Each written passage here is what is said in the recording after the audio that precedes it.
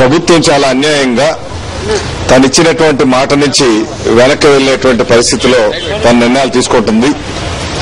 ఈ 4 సంవత్సరాల్లో సుమారు 32,000 కోట్ల రూపాయలు విలువ చేసేటువంటి విద్యుత్ ఛార్జీలు గాని, సర్ఛార్జీలు గాని ఇటువంటివన్నీ కూడా వివిధ పేర్లు పెట్టి ప్రజల మీద భారం మోపేటువంటి కార్యక్రమం చేస్తున్నారు. కరెంటు సరఫరా అయినా సవ్యంగా ఉంటుందంటే కరెంటు సరఫరా కూడా సవ్యంగా ఉంటున్నటువంటి పరిస్థితి లేదు. ఒకవైపు పంట నష్టాలు, కరెంటు లేక పంటలు ఎండిపోయి రైతు ఇబ్బంది పడుతున్న పరిస్థితులు, ఒక పక్క చేనేత కార్మికులు, పౌర్ణం కార్మికులు విద్యుత్ బిల్లులు 20,000, 30,000, 40,000 వచ్చి వాళ్ళు గుండెలు ఆగిపోయి చనిపోయినటువంటి పరిస్థితులు ఉంటే ఈ ప్రభుత్వం నమ్మకం నీడెత్తినట్టు ఉంటుంది. ఈ ప్రభుత్వం సరైనటువంటి చర్యలు తీసుకోకపోగా అసెంబ్లీలో అన్ని రకాలుగా వైఎస్ఆర్ కాంగ్రెస్ పార్టీ పోరాటం చేసి అన్ని విధాలుగా దీక్షా కార్యక్రమాలు చేశారు. జగన్ గారు చేశారు, విజయమ్మ గారు చేశారు, అయినా సరే చల్లడం లేదు. అందువల్ల ఈ ప్రభుత్వం మీద పూర్తి విశ్వాసం కోల్పోయే విజయమ్మ గారు ఈ దీక్షకి ముందుకొచ్చి దీక్షా కార్యక్రమం చేపడుతున్నారు. ఈరోజు రాష్ట్రంలో కాంగ్రెస్ ప్రభుత్వం గద్దెనెక్కిందని దానికి కారణం దివంగత రాజశేఖర రెడ్డి గారు. రాజశేఖర రెడ్డి గారు ఆ రోజు చెప్పడం జరిగింది, మరో 5 ఏళ్లు కరెంటు ఛార్జీలు పెంచమని చెప్పేసి. ఆ నేత పైన విశ్వాసంతో ఈ రాష్ట్ర ప్రజలు రెండోసారి కూడా అధికారం ఇచ్చారు. అధికారం ఇచ్చిన తర్వాత ఈరోజు వాళ్ళు చేస్తున్న పనులు ఏంటండి? 2009 నుంచి ఇప్పటి వరకు దాదాపు 32,000 కోట్లు అదనంగా భారం వేసి విద్యుత్ ఛార్జీలు పెట్టి మరో 6,500 కోట్లు మళ్ళీ మన ఇయర్స్ రికమెండేషన్ చేసిన నెపం పెట్టి దాదాపుగా 38,000 కోట్లు ప్రజల మీద భారం మోపి పబ్బం గడుపుతా ఉన్నది. దీన్ని మేము మొదటి నుంచి వ్యతిరేకిస్తున్నాము. వైఎస్ఆర్ కాంగ్రెస్ పార్టీ మొదటి నుంచి వ్యతిరేకిస్తున్నా పది చర్యలు ఏంటంటే, గతంలో 2004 కంటే ముందు 2000లో ఇదే విధంగా ధర్నా చేస్తే రాజశేఖర గారి యొక్క నాయకత్వంలో మేమందరం ఆ రోజు ఫైరింగ్ చేసి ముగ్గురిని చంపినటువంటి వ్యక్తి చంద్రబాబు నాయుడు.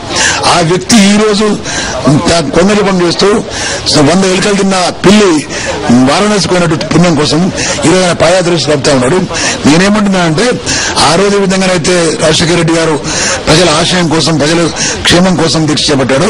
వారు చనిపోయిన తర్వాత జరుగుతున్న పరిణామం చూసిన తర్వాత వైఎస్ఆర్ కాంగ్రెస్ పార్టీ గౌరవ అధ్యక్షులు విజయమ్మ గారు ఈరోజు తన భర్త బాటలో నడుస్తూ వారిలాగానే ఈ రోజు కూడా ఆమరణ నిరాదీక్ష చేపడుతున్నారు. ఎమ్మెల్యేలతో పాటు మున్నటికి 2 రోజుల 3 రోజుల కింద పెంచినటువంటి ప్రభుత్వం మరో 2 రోజుల్లో పునఃసమీక్షిస్తాం, పేదల మీద భారం తగ్గించే ప్రయత్నం చేస్తామని నిన్న ముఖ్యమంత్రి కిరణ్ కుమార్ రెడ్డి అంటున్నారు. దీన్ని ఎలా అర్థం చేసుకోండి? ఏం చెప్పాలి, కిరణ్ కుమార్ రెడ్డి గారు ప్రజలతో ఎన్నుకోబడే వ్యక్తి కాదు.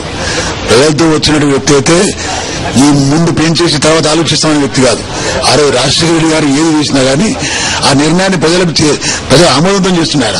ప్రజామోదంతో ఈయన ముఖ్యమంత్రి కాలేదు కాబట్టి అలాంటి వ్యక్తికి అనుభవ రాహిత్యంతో మాట్లాడే మాటలు.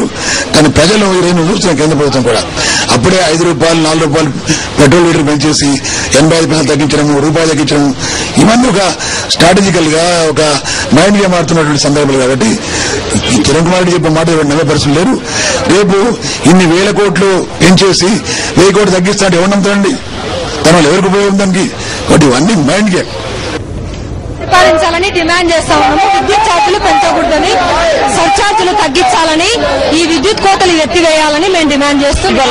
ఇవాళ ప్రభుత్వం ఒక మాట చెప్తోంది, వైఎస్ రాజశేఖర రెడ్డి ఛార్జీలు పెంచాము అని చెప్పి హామీ ఇవ్వలేదు అని చెప్పి ఒక ప్రచారం చేస్తారు. ఆయన హామీ ఇవ్వడం కాదు, 5 సంవత్సరాలు పెంచకుండా పరిపాలన చేసి చూపించారు. ఈ రోజు హామీ ఇవ్వడం కాదు, అసెంబ్లీలో చెప్పారు మళ్ళీ 5 ఏళ్ళు కరెంటు ఛార్జీలు పెంచము, 9 గంటలు కరెంట్ ఇస్తామని అసెంబ్లీలో ప్రకటించారు.